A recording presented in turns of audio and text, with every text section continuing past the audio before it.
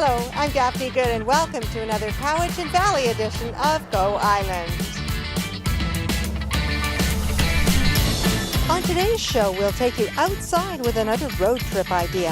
Harvest season is a great time for us to visit a Cowichan Valley farm, and from the Toronto International Film Festival to Cowichan, it's real alternatives.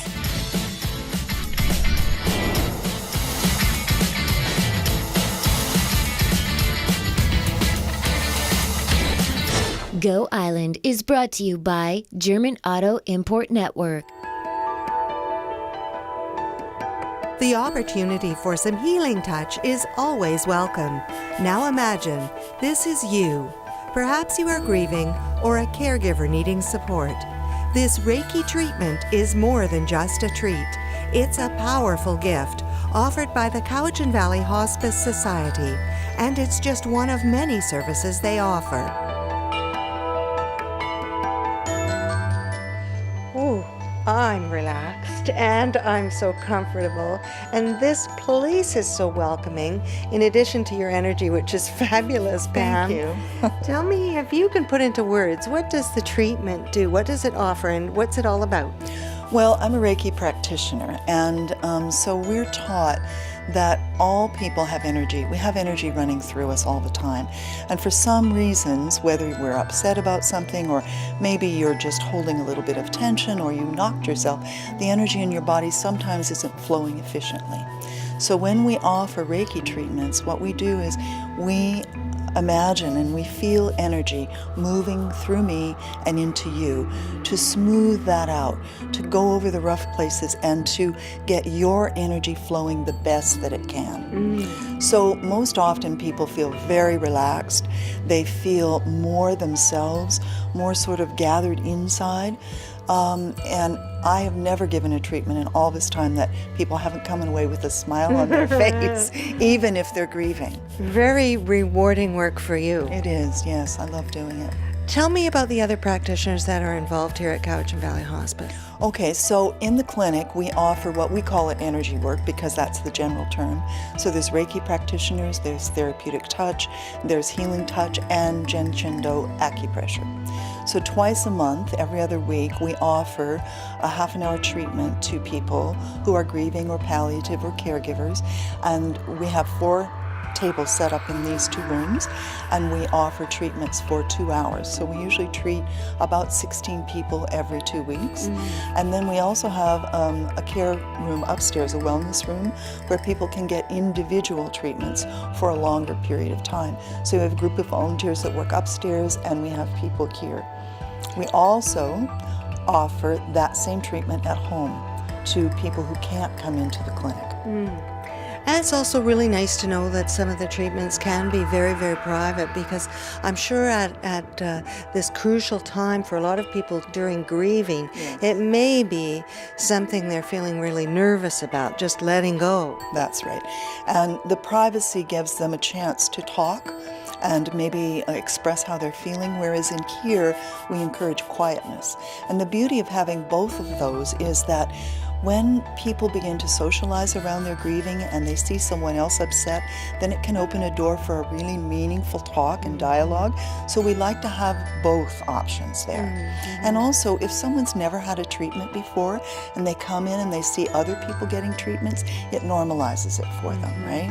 And then I remember one old woman that we had, and she came in and she'd been grieving for 12 years. And she came in and she was nervous, and when she walked out the door, her husband was sitting there. He said, "Oh, your face, it's so different." And it truly was. She just felt a relief, even after all those years. Something, that treatment just helped her feel better. How remarkable. Tell me about how the Cowichan Valley is so fortunate to have your time. You're also a volunteer. I am a volunteer, and most of us who do energy work are in the work because we want to give service. We enjoy helping others to feel better. And it's not about the ego, it's about how that person feels when they get up. So I have a regular practice of my own, so do most of the practitioners here. But giving back to the community and having people go out into the community feeling better and maybe telling somebody else that needs some help, oh, come to the clinic. You know, all of these services, of course, are free of charge, no matter what.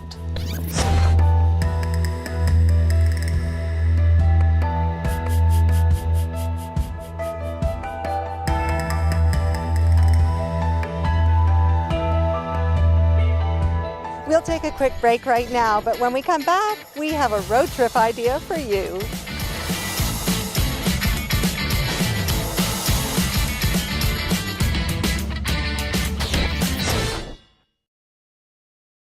Marianne Deacon is with me, a hardworking volunteer for sure. Marianne, I know you volunteer in general. You're also chair of the board and you're chair of the Real Alternatives Film Festival. So you're a busy person. Well, I am, but I like to be. Yeah, I bet. It sounds like you've had a long, long involvement here at the Hospice Society. Why is it that you come back year after year? Well, I've known about the hospice movement for years and have been a proponent of it. And it's a service that really helps the community. And I just particularly enjoy helping with that service. Now, there's a really exciting group of films in the series, the Real Alternative Film Series, from the Toronto International Film Festival. So right away, that sounds to me like they're probably very engaging films, perhaps controversial. Can you give us an overview? Yes, and we get permission to show the films through Film Circuit, which is an adjunct of the Toronto Festival. And their mandate is to take films, balance of good films, to the smaller communities in the country. In the beginning, we had audiences of around 100 and then up to, a couple of times up to 3. But in June of this year, we showed Quartet. And we sold out. It was a good feeling to go into the theater that night and see the sold out sign. I bet. Now there are 4 to come and $40 for the series? $40 to series. Individual tickets are $12, although students with a card could see a film for $5 in the first 3 rows. Each film has a sponsor, or sometimes 2. In fact, even a book club sponsored one of our films. And then the audiences have increased, and we upped our prices because our expenses increased. Mm-hmm. But in this last year, we will have given somewhere around $30,000 to hospice for the hospice services, which is our main reason, apart from the fun of bringing good movies to town. That's fantastic as a sum of money, and I know the dollars are watched carefully here. They are indeed, yes. Well, you're chair of the board, so you probably know all about that. There are, I'm sure, a number of services that you need to underwrite with these funds that are raised. Yes, we do have over 160 volunteers, but I think Gretchen will cover that sort of thing and all the many things we do to support people who are grieving and who are dying. Excellent. Thanks very much, Marianne. We'll find out from Gretchen now all about the services offered here at the Cowichan Valley Hospice Society. The Real Alternatives October film is No.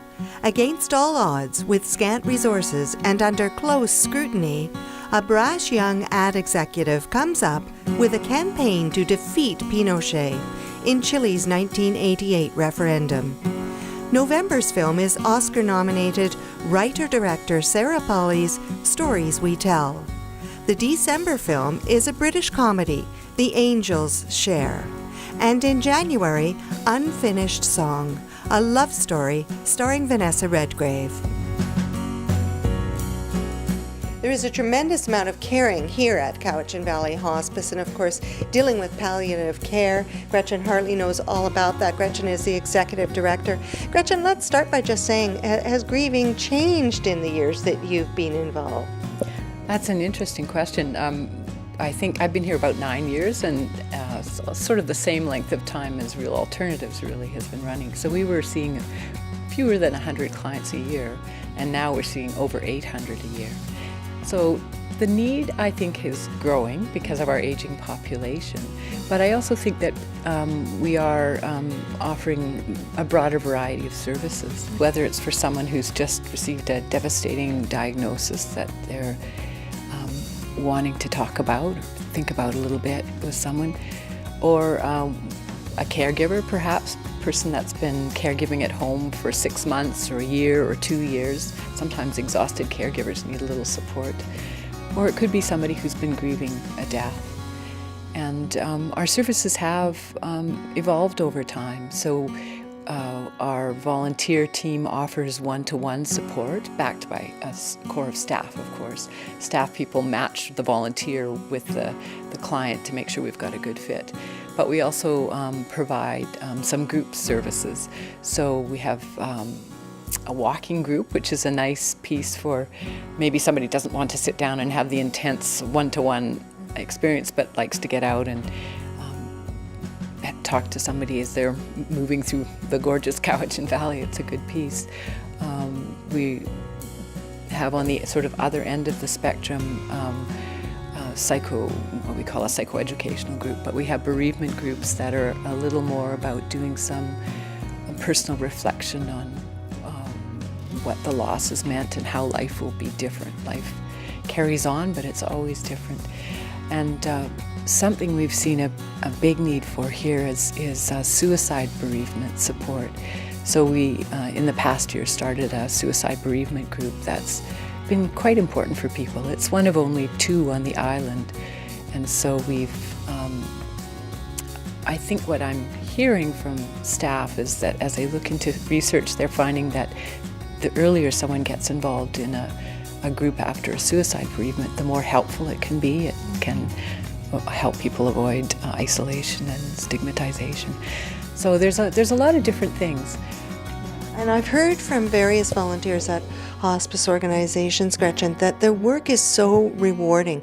Many times people begin volunteering because they've had a loss themselves. Do you find that as well? That's absolutely true. I think there are amazing people who volunteer here, and for me, I'd say it's probably the reason I keep working here. People say, "Oh, it must be so sad," but of course, we're a place that makes room for deep sadness is also a place where there can be laughter and joy. So it's a wonderful place because of the people.